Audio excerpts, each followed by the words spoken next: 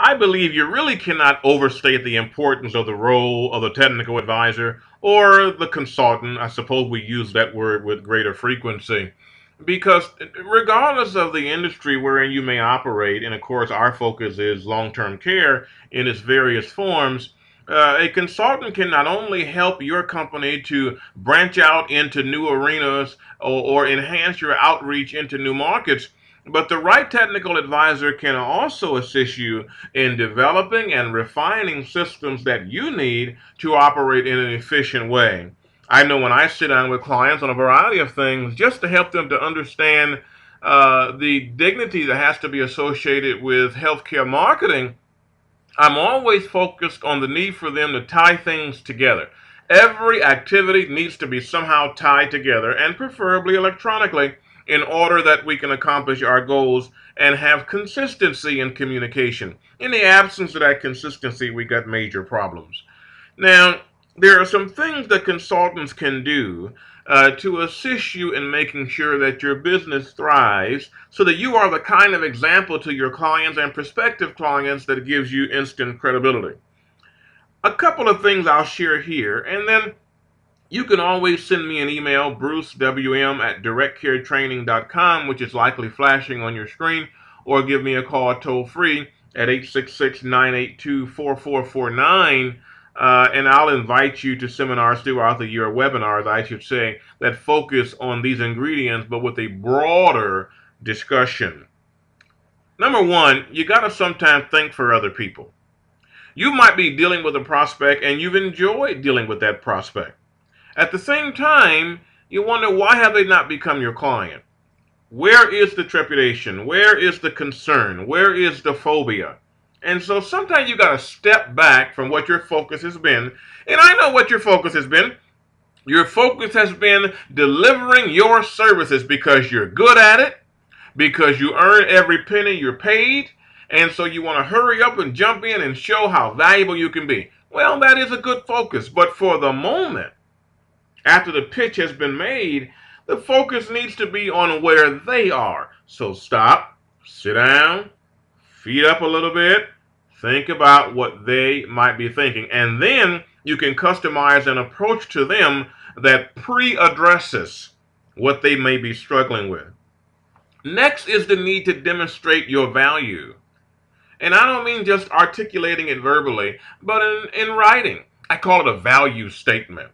For example, let's say your services to this particular client over the course of a year are $10,000 to $15,000 in your costs.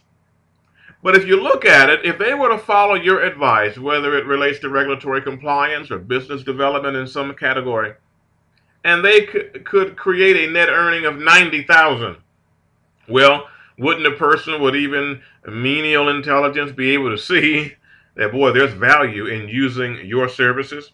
But you need to put that down. In what category of business will they likely see this increase?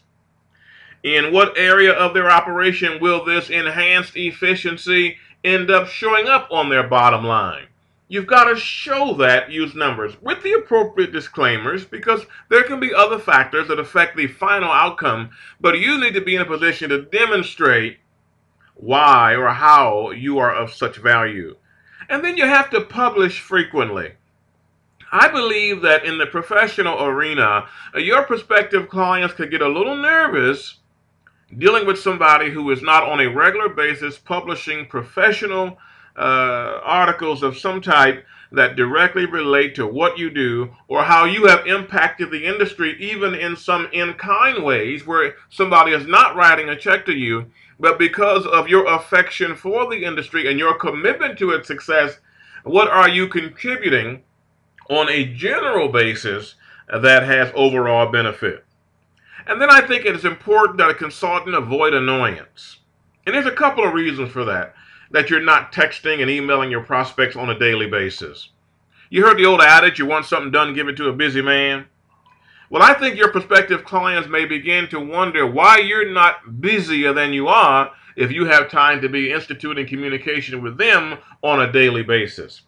Why aren't you managing more projects like the type that you'd like to manage for us, considering the amount of time that you are in fact investing in trying to get a hold of them. It could demonstrate a lack of internal organization. It could demonstrate that maybe you're not as good as executing as you claim because you can't even get most of your prospects to the point of being your client. All of that, those things are quite valid. And then execute promptly. When a client engages you, there should be no more than a day or two that you are in fact outlining how the two of you are going to work together.